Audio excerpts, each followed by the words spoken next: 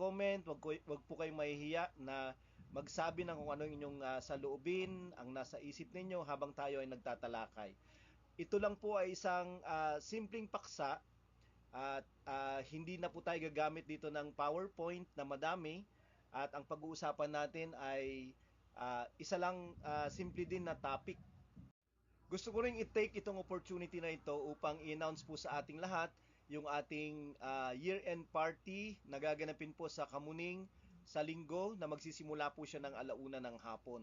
Huwag po kayong mahuhuli, mas maganda po na tayo ay earlier than yung starting time natin na alauna upang tayo makapagsimula ng ating mga activities na magkakasama.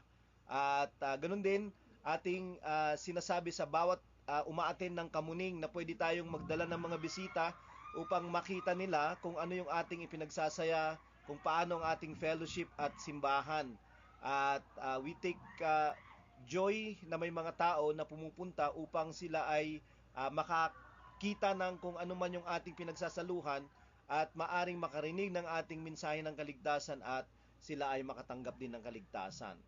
So, tayo po ay pupunta sa ating topic ngayon. At ang topic po natin ay tungkol sa maturity and fruitfulness, paglago at pagbubunga. Medyo paulit-ulit po, lalong-lalo na nung mga hulihan ng taon na ito, tayo ay nagsasalita tungkol sa maturity or paglago at pagbubunga or fruitfulness. Pero minabuti ko na pagsalitaan ng isang maikli lang ang tungkol pa rin dito bago magtapos ang taon. Siyempre, ang pinakahuling meeting ng mga taga-kamuning CLA ay sa Sunday po. Pero pag-uusapan natin ngayon yung maturity and fruitfulness. Napakahalaga ng paglago at pagbunga kasi pwede tayong nasa simbahan, pwede tayong tumanggap ng kaligtasan, pero ang malaking tanong, ang susunod na tanong ay lumalago ba tayo? At paano natin malalaman kung lumalago tayo? At meron pong kinalaman yung ating paglago sa ating pagbubunga. At yan po yung ating pag-uusapan. So, universal po ang tungkol sa paglago kung pag-uusapan ng growth at saka maturity ay alam po natin ang ibig sabihin nito. Ang ibig sabihin nito, lalong-lalo na ay inihahambing natin sa isang buhay ng isang tao, for example. Siya ay ipinapanganak at siya ay nagpapatuloy sa buhay at from infancy going to adulthood. At makikita natin yung paggalaw ng tao na ito sa proseso ng buhay. At makikita natin yung development niya, yung improvement niya habang siya ay nagpapatuloy. Makikita natin yung kanyang maturation o kaya paggulang. At makikita rin natin yung kanyang yung advancement, yung kanyang pag-develop into a better human being or a better being kung sakali. So hindi lang siya nag-i-stay sa kung ano siya.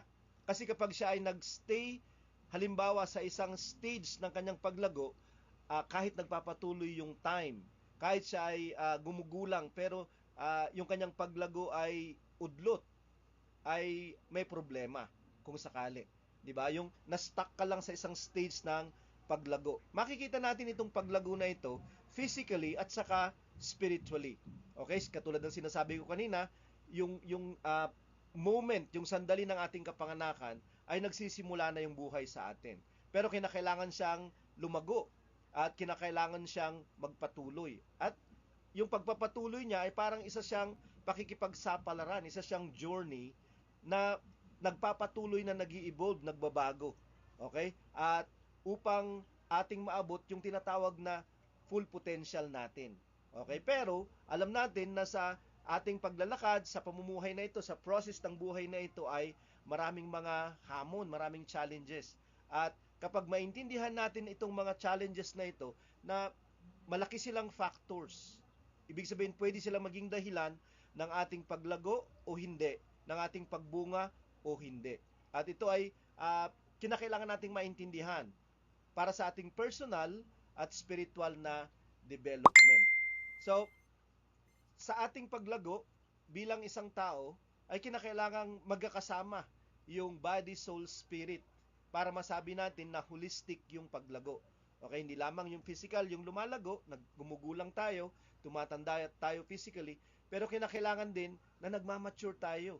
'Di ba sa ating pagiging tao, nagmamature tayo meaning alam natin kung paano makitungo, alam natin kung paano tumugon sa mga kalagayan, alam natin kung paano magdesisyon ng marunong, 'di ba? Sa mga kalagayan, iba't ibang mga kalagayan na binabato sa atin ng buhay. At syempre, kinakailangan na lumalago rin tayo sa ating relasyon sa Diyos.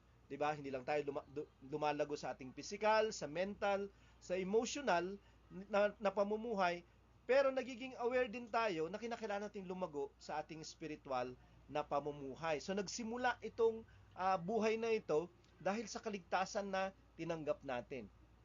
At mababasa natin sa John 15, okay, verses 1 hanggang 8, yung babasahin natin. Pero panaka-naka ay sisingitan natin siya ng ibang mga verses para lang mas lalo nating mailatag yung ating topic tungkol sa maturity and fruitfulness na tinatawag. So, kinakailangan nating maging mabunga kasi tayo ay inahalin tulad sa isang halaman. Sa John 15 verse 1, sabi dito ni Jesus sa isa kanyang parable, okay, tungkol sa pagiging buhay natin sa kanya at pagbubunga na dapat.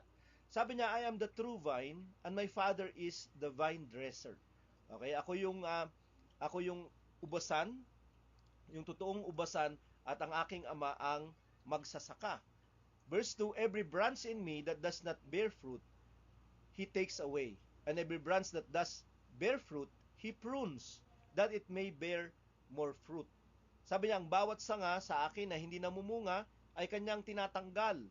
At ang bawat sanga na namumunga ay kanyang nililinis pa upang mas higit pang magbunga.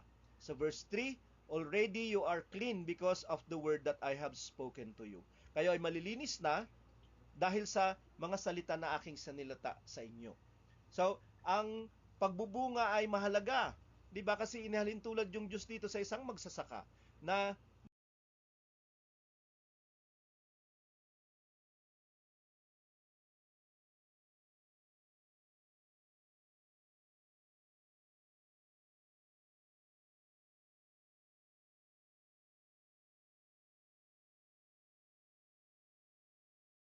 nagtatanim. At syempre, ang isang magsasaka hindi lamang nagtatanim upang makakita siya ng halaman, kundi upang eventually siya ay umani mula sa kanyang halaman. Makita niya yung kanyang halaman na malago, makita niya yung kanyang halaman na malusog, namumunga, at eventually ay makakatanggap siya ng ani. At sabi niya, yung mga hindi namumunga ay kanyang tinatanggal na sanga. At tayo ay kasama dito sa mga sanga na ito, at yung mga sanga naman na nagbubunga ay kanyang nililinis pa, okay, upang ito ay mas higit na magbunga. At paano niya tayo nililinis? Sabi niya sa verse 3, sa pamamagitan ng kanyang salita, tayo ay nalilinis. Okay, sa pamamagitan ng salita niya, nalilinis tayo ng mga sanga upang tayo ay magsipagbunga sa kanya. Sa verse 7 ng John 15 verse 7, if you abide in me and my words abide in you, kung kayo ay manahan sa akin at manahan ang mga salita ko sa inyo, ask whatever you wish and it will be done for you. Kung kayo ay manahan sa akin at manahan ang mga salita ko sa inyo, hilingin ninyo ang inyong mga ibig, sabi niya, at ito ay mangyayari sa inyo.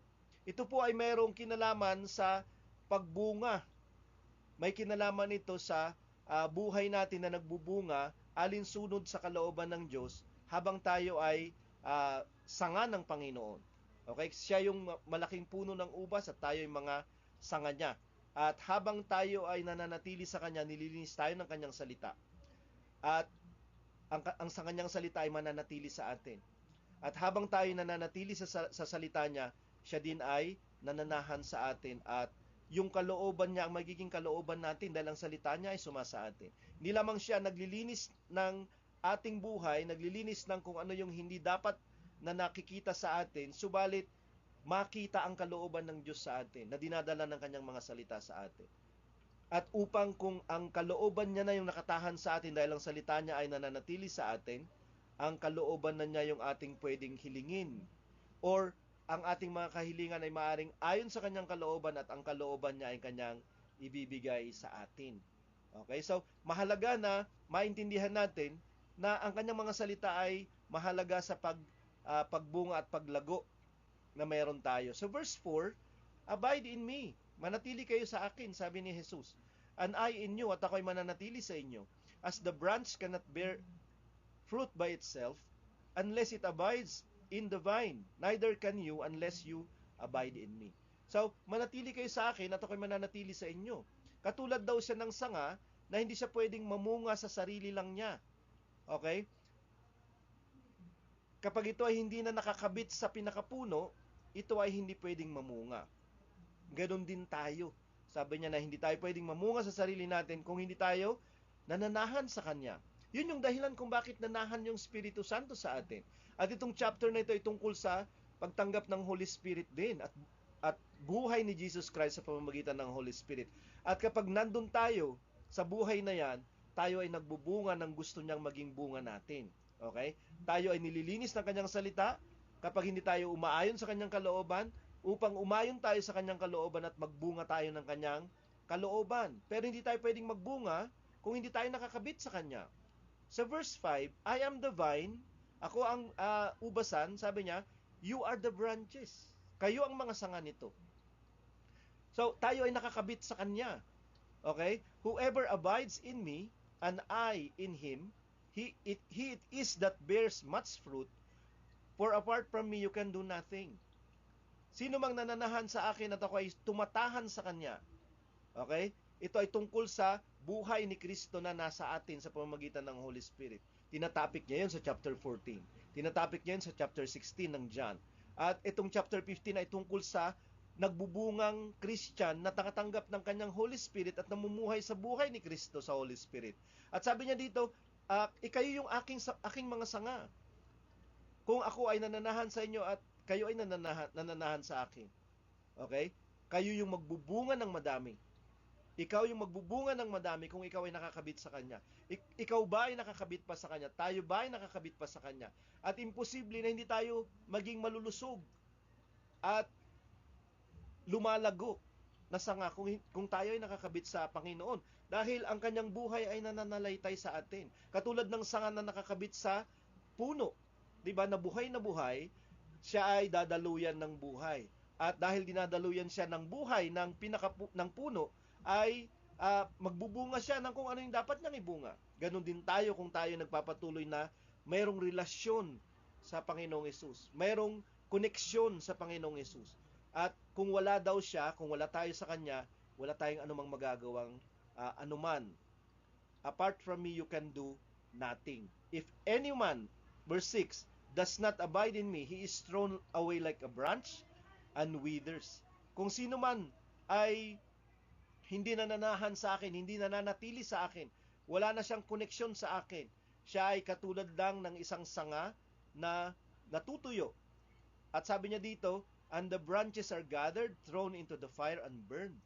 At yung mga natutuyong sanga na to, sila ay pinuputol. At sila ay iniipon at sila ay sinusunog sa apoy. At hindi tayo maliligtas kung hindi tayo konektado sa Panginoon. Meron tayong relasyon sa Panginoon.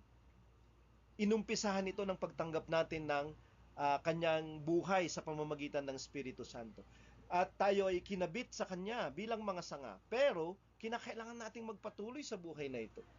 At makikita natin yung pagpapatuloy sa buhay na ito dahil tayo ay nananatili sa Kanyang salita. Tayo ay gumugusto ng Kanyang salita. Tayo ay nagnanais, ninanasa natin. Tayo ay hindi nagiging buhay kung hindi tayo nakakarinig ng salita o kaya naman umiibig sa Kanyang salita. At ang Kanyang kalooban ay nakikita sa atin. At ang Kanyang bunga ay lumilitaw. Ang Kanyang kalooban ay nakikita sa mga buhay natin. At ito yung bunga ng buhay na yan sa atin. At ito yung gusto ng Panginoon na makita sa atin. Na tayo ay nagdi-develop, nag-i-improve into the potential na ginugusto niya habang tayo nagpapatuloy. Alam mo, ang nakakatakot at trahedya, kung tayo ay nakatanggap na ng buhay, pero hindi natin inilalakad yung buhay na yon. At imbis na yung kalooban ng Panginoon, yung makita sa atin, ang paulit-ulit na nakikita sa atin ay yung kalooban natin. At pwede tayong naudlot na sa paglago. Kasi hindi na tayo nagbubunga ng minarapat ng Panginoon na bunga natin. Kasi hindi tayo nagpapatuloy sa kanyang buhay. Okay? At ito yung nakakatakot kasi daw kapag hindi na tayo nagpapatuloy sa buhay niya, para tayong sanga na natuyot na, iipunin tayo katulad din ng ibang mga sangang tuyot at tayo'y susunugin sa apoy. At ito ay ah, nagpapahiwatig ng paghatol sa atin. Kasi meron tayong koneksyon sa Panginoon. At kapag hindi tayo nagbubunga ng katulad ng ginugusto niya sa atin, ito ay labag sa kanyang kalooban. Kasi ang kalooban niya nagbubunga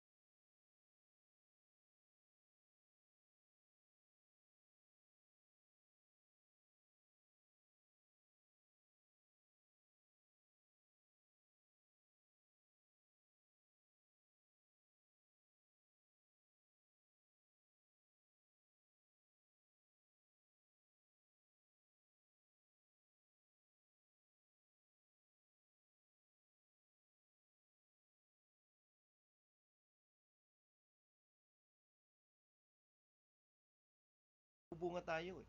Dahil tayo ay nagde-develop sa isang sanga ayon sa kanyang kalooban. Pero kapag hindi tayo nadidevelop sa sanga na kalooban ng Panginoon, na ginugusto ng Panginoon, hindi tayo nagbubunga ng nararapat. Hindi tayo nagbubunga ng kanyang kalooban. Hindi tayo nagbubunga ng kanyang ginugusto. At hindi tayo mapapabuti kasi hindi niya tayo magugustuhan. Mas gustuhin pa niya na umalis tayo bilang sanga. At siyempre merong kasawian na pwedeng mangyari sa atin katulad ng sinasabi niya. Titipunin sila at sila ay susunugin. Sa 1 Corinthians chapter 3. Sa 1 Corinthians chapter 3. Okay? Dito din sa 1 Corinthians chapter 3, sulat ito ni Apostol Pablo tungkol sa isang bagong church. Okay, bago pa lang ang simbahan ng Corinto dito. Okay, hindi pa siya katulad ng Christ life na katagal.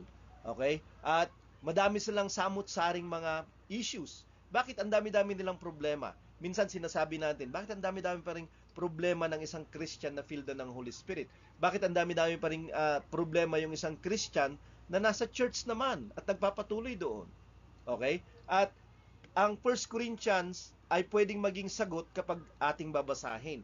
Kasi sila din ay simbahan at ang dami nilang issues. Okay? So, dahil kapag madaming tao, madaming issues. Kasi nanggagaling sa tao yung issue at problems. Okay? Kasi sila ay naglalakad at kapag hindi sila naglalakad ng maayos, nagkakaroon ng mga issues at problems. Either sa kanilang mga sarili o kaya naman sa kanilang mga relasyon sa mga kapatid. At dito, may mga problema at issues sila at katulad ng sinasabi sa chapter 3 verse 1 hanggang verse 2. But I, brothers, could not address you as spiritual people, but as people of the flesh, as infants in Christ. Ako mga kapatid, sabi niya, hindi ko kayo pwedeng matawag na mga espiritual na mga tao, kundi mga taong ayon sa laman, mga sanggol kay Kristo. Sabi niya, hindi ko kayo matawag na kayo ay nagsilaguna. Okay, spiritual na mga tao. Okay, kahit na kayo ay filled ng Holy Spirit, kahit sila ay bautisado na, kahit sila ay mga tumanggap na ng buhay ng Panginoon, pero hindi sila mga espiritual, kundi sila ay ayon sa laman ng mga Christian. Bakit?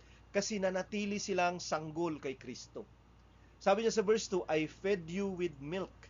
Pinakain ko kayo ng gatas, hindi pa solid food, hindi pa mga matitigas na pagkain. For you were not ready for it. Kasi hindi pa kayo handa dito. And even now, you are not yet ready. At kahit ngayon hindi kayo ready, sabi niya, hindi kayo handa.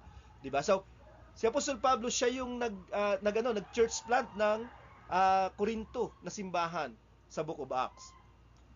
At siya ay nagturo sa kanila ng mga pangunahin. Pero sila ay nagpapatuloy na hindi lumalago sa kanilang spiritual na buhay o yung buhay ni Kristo sa kanila. Naudlot yung kanilang paglago kasi hanggang ngayon sila pa rin ay infants in Christ, baby in Christ, baby Christians. 'Di ba? At dahil sila ay mga baby Christians, nakakakitaan sila ng mga hindi paglago at hindi pagbunga ng naaayon sa ginugusto ng Panginoon sa buhay na ibinigay niya sa kanila. Imagine sila ay born again katulad natin, in water and spirit. Sila din ay nagsipag-desisyon na magsisi at magpabautismo at tumanggap ng Espiritu Santo. At katulad natin, sila din ay nakatanggap ng buhay at nagsimulang maglakad sa Panginoon. Ang problema, hindi sila gumulang. Okay, hindi sila gumulang. Paano natin alam kung hindi sila gumugulang? Sabi niya, I fed you with milk.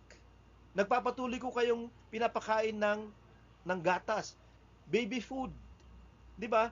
At ang baby food sa Christians ay mga basic na teaching. Yun yung baby food. Yung tungkol sa mga pang-basic lang. Okay, na aralin. Hindi ng mga iba pang malalalim na mga bagay na mayroong ganong sinasabi yung scriptures natin. So, hindi nila yun matake. Hindi dahil sa wala sila noon, kundi mas pinipili nila yung baby food. Hindi sila gumagawa ng anuman para sila ay magsilago sa malalim na paglago sa espiritual. Mas ginugusto nila kung ano lang yung alam nila dati. Nakatanggap na ako ng Holy Spirit. Kung ano yung alam ko ngayon, ganun pa rin yung alam ko after 2 years, after 3 years, after 4 years. Makikita mo yun kung paano sila magsalita. Makikita mo yun kung ano yung mga pagkukwento na ginagawa nila tungkol sa kanilang paglalakad. Wala silang masabi tungkol sa mga espiritual na mga bagay. At dahil doon, sila ay nananatiling baby. At pwede tayong maging ganito, stuck sa isang stage ng paglago. At nakakalungkot kasi mas maraming nagagawa yung matured kaysa baby na Christian. Sa totoo lang. Sa Hebrews chapter 5 verse 13, tungkol pa din ito sa pagiging baby or stuck sa paglago. For everyone who lives on milk is unskilled in the word of righteousness, since he is a child. Bawat tao na nabubuhay lang siya sa gatas. Siyempre, nabubuhay din tayo sa mga basic. Pero hindi lamang yun palagi yung ginugusto natin. Okay? Kasi ang gatas ay pagkain pa din yan. Wala namang pinagkaiba yan sa ibinibigay na sustansya ng karne. Pero depende kung gaano kakatanda. Okay? Kasi kapag baby ka, mabibigyan ka ng sustansya at ng kailangan mo para mabuhay ng milk. Pero kapag matanda ka na, ay kinakailangan mo ng mas sigit na pagkain upang ikaw ay mas lumago, upang ikaw ay mas gumulang, 'di ba? Mag-grow, okay, para sa iyong pamumuhay. Pero sabi niya dito, spiritually, okay, hindi sila lumalago kasi sila ay nananatiling nabubuhay sa milk. Kahit sila ay mga matatanda ng Christians. Kasi sila yung mga Hudyo na naunang na-save at na mga Christians. Sila ay unskilled in the word of righteousness. Alam mo kapag ikaw ay baby sa Christianity, kasi hindi mo alam kung paano gamitin yung word of God. Hindi mo alam kung ano yung gamit ng word of God. Hindi mo alam kung paano hanapin yung encouragement mo sa word of God. Hindi mo alam kung paano gamitin yung word of God sa mga issues ng buhay, sa mga decisions ng buhay mo, sa mga prinsipyo na dapat mong pinagbabatayan sa bawat aspeto ng buhay mo. You are unskilled, okay, in the word of God. At parang bata, 'di ba, na madaling utuin. Okay, madaling dayain. Kasi hindi niya alam kung paano magrason. Hindi niya alam kung paano gamitin yung kanyang mental faculties upang mag-reason out. Okay, gamit-gamit yung reasoning na tama yung logical na pakikipag-usap, yun yung physical. Pero sa spiritual, hindi natin alam kung ano yung gamit ng scriptures. Okay, kasi nga tayo ay nanatiling bata o baby. Okay, sa verse 14, but solid food is for the mature. Pero sa mga gumulang na, ay karne yung kanilang pagkain. For those who have their powers of discernment, para sa kanila na ang kanilang pagkaintindi, okay? Yung discernment nila ay not trained by constant practice. Kanina unskilled sila, hindi sila trained. Dito nasanay na yung kanilang discernment, yung kanilang pag-intindi, yung pagkaalam, nasanay na sila sa pamamagitan ng constant practice of the word of God to distinguish good from evil. Okay, so malalaman mo yung pagkakaiba ng isang matured, growing, at saka bearing fruit na Christian, okay, sa isang hindi. Kasi yung isa stuck siya, okay, sa kanyang paglalakad na hindi nakabatay sa scriptures. Madalas yung kanyang pamamaraan at prinsipyo na ginagamit. Unskilled siya sa word of God. Okay? Pero yung isa trained siya dahil pinapractice niya yung kanyang discernment, pinapractice niya yung kanyang kaalaman sa salita ng Panginoon. Therefore, alam niya yung mali at kung ano yung tama. Okay? At nagiging basihan yun ng kanyang paglago. So, ito yung kanyang kalagayan. Yung isang baby na Christian at hindi lumalago, at yung lumalagong Christian at nagbubunga. So, ginugusto tayo ng Panginoon na malinang, ma-develop tayo sa kalooban na ginugusto niya, sa buhay na ginugusto niya, upang tayo ay mas magiging magagamitin, upang tayo mas magiging mabunga, okay, sa ating pamumuhay, sa ating relationship sa Kanya at sa ating mga kapatid o sa mga tao. Kapag hindi tayo lumalago, stuck tayo, okay, stagnant tayo, okay, tayo ay walang pakinabang. Kasi para tayong mga sanggol, kahit na tayo ay mga matatanda na sa buhay Kristiyano na sinasabi natin. So, may danger kapag hindi tayo nagpapatuloy sa paglago. Kasi either ikaw ay na-stuck na o ikaw ay umaatras, 'di ba? Hindi ka sumusulong, ikaw ay umaatras. So hindi ka nagpapatuloy sa paglago kung sakali. Okay? So at kapag ganito yung kalagayan natin, may mga kalagayan tayo na mahirap i-overcome. May mga kalagayan tayo na hindi natin maintindihan kung paano tayo makaalis, kung paano tayo matanggal doon. At paulit-ulit lang na nangyayari yung mga kalagayan na meron tayo. Kasi hindi natin alam kung ano yung dapat nating gawin. Hindi natin alam kung ano yung susunod na kabanata kung sakali. Okay? So, bakit tayo hindi lumalago? Hindi lamang dahil sa wala tayong teachers. Meron tayong Holy Spirit. Okay? Kapag magdadasal tayo, tuturuan tayo ng Espiritu Santo. Meron tayong simbahan. Meron tayong pastors and leaders. Meron tayong mga kapatid sa mga fellowships na pwede tayong turuan. Kaya lang, do we love learning? Gusto ba nating matuto? Gusto ba nating natututo? Pumupunta ba tayo sa mga lugar at mga kalagayan at tinitingnan na natin yung mga opportunities dito para lumago tayo spiritually? Or wala tayong pakialam kung nandun tayo sa meeting o nandun tayo sa mga fellowships o nagbabasa ba tayo ng salita ng Panginoon para malinang tayo, malaman natin yung dapat nating maintindihan at lumago tayo, nilamang sa learning, lumago tayo sa spiritual na buhay, sa potensyal na meron tayo sa buhay ng Panginoon na ibinigay niya sa atin. Okay? Balik tayo sa 1 Corinthians 3 verse 3 naman. For you are still of the flesh. So, makikita mo yung isang tao na hindi lumalago kasi of the flesh siya. Mas madami yung makikita mong mga sintomas ng makalaman at makasanglibutan sa mga pamamaraan niya, sa mga decision niya. Okay? Yung mga decision at pamamaraan niya, walang pinagkaiba yung sanglibutan. Walang pinagkaiba yung mga taong hindi nakakakilala sa Diyos, o kaya naman hindi mananampalataya. Ang pinagkaiba lang nila is nasa church itong tao na to. O nakatanggap daw siya ng Espiritu Santo once upon a time. O naging born again siya once upon a time. Pero yung, yung mga kalagayan at kung paano sila magtagumpay o kaya anong prinsipyo o anong paglalakad yung ginagamit niya, pareho lang siya ng sanglibutan. Pareho lang siya ng mga taong makalaman. For while there is jealousy and strife among you, are you not of the flesh and behaving only in a human way? Sabi niya, kayo ay nasa laman, kayo mga baby. Bakit?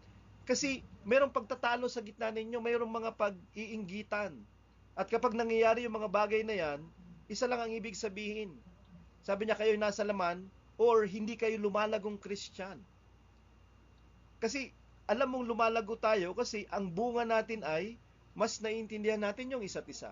Mas alam natin kung paano makisama. Mas alam natin kung paano intindihin yung kapwa natin. Lalong-lalo na sa simbahan. Hindi tayo magiging makasarili, kundi magiging makatao tayo.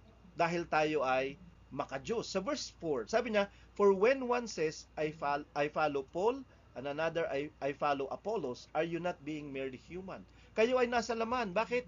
Kasi kayo ay merong pagkakampi-kampi. Yung iba ang ginugusto, si Pablo yung kanilang pinuno, yung iba naman si Apollos. O sabi niya, yan ay malinaw na dahil meron kayong factions at party system, so meron kayong partisan spirit, divisive spirit kayo. Bubuo dapat kayo kasi tayo isang katawan, simbahan tayo, pero dahil makalaman kayo, sabi niya, lumalabas sa inyong mga pagpili.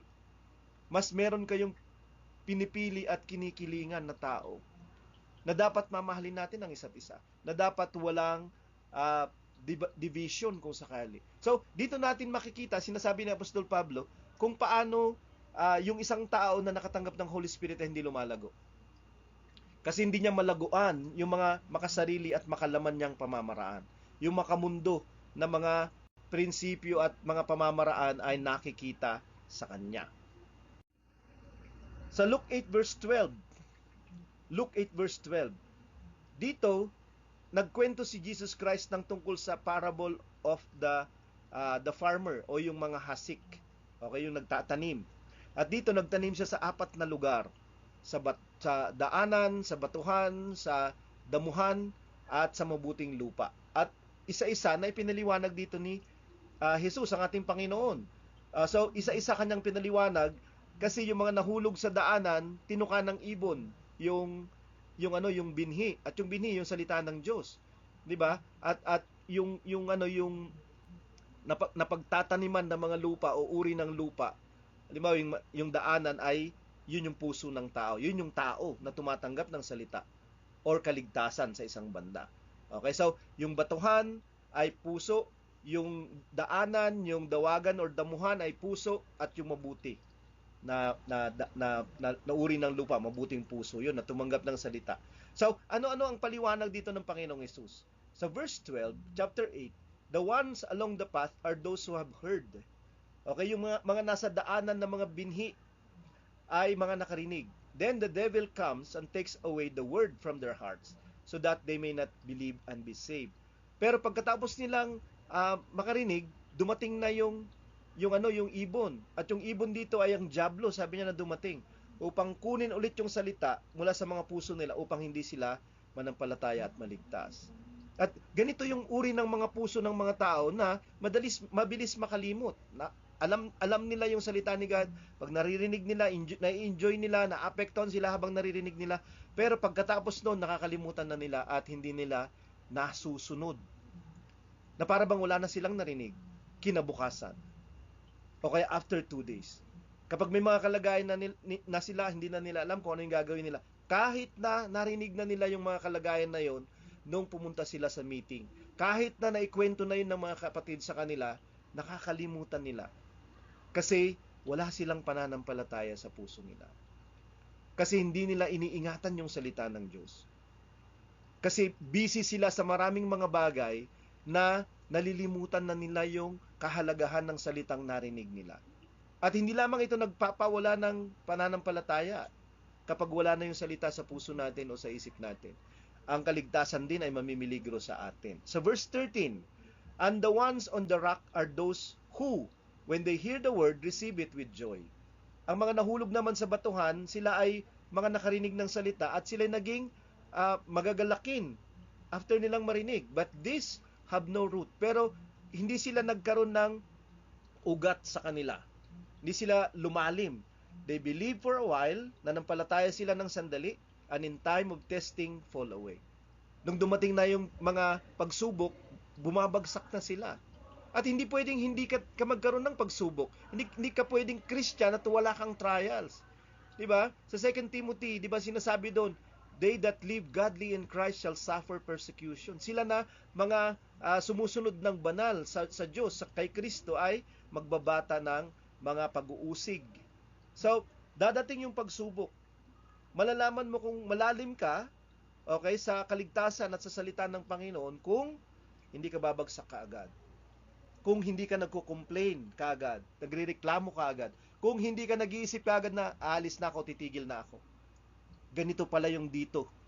At marami tayong nakitang ganoon. Mga taong tumanggap ng Holy Spirit, pagtanggap nila, ang saya-saya nila. Pagkatapos, after 2 weeks, after 3 weeks, wala na sila. Hindi mo na sila makita. At meron na silang mga trials na para bang gabundok, gasang libutan yung kanilang trials at ayaw na nilang umusad. Kasi napagalitan sila ng parents nila. Kasi sila ay hindi napagbigyan. Kasi sila ay napagsabihan na ituwid. Trial na sa kanila yon.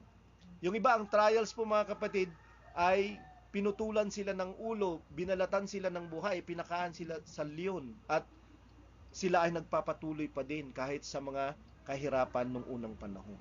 Tayo, ang ating mga trials ay mga walang binatbat. Kaya nga masasabi natin, hindi tayo nag-ugat kapag iginugupo, tinatalo tayo, tinatabunan tayo ng mga trials na maliliit kumpara sa mga trials na mababasa natin na napagdaanan ng mga unang Christians. Sa verse 14, and as for that, what fell among the thorns, they are those who hear. Yung mga nahulog sa damuhan, nakarinig.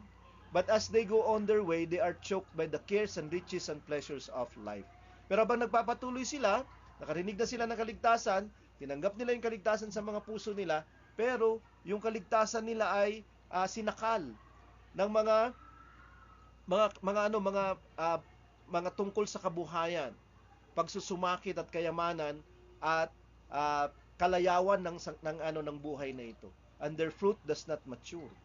At hindi nagpatuloy na lumago yung kanilang mga bunga. Hindi sila nagsipagbunga. Bakit?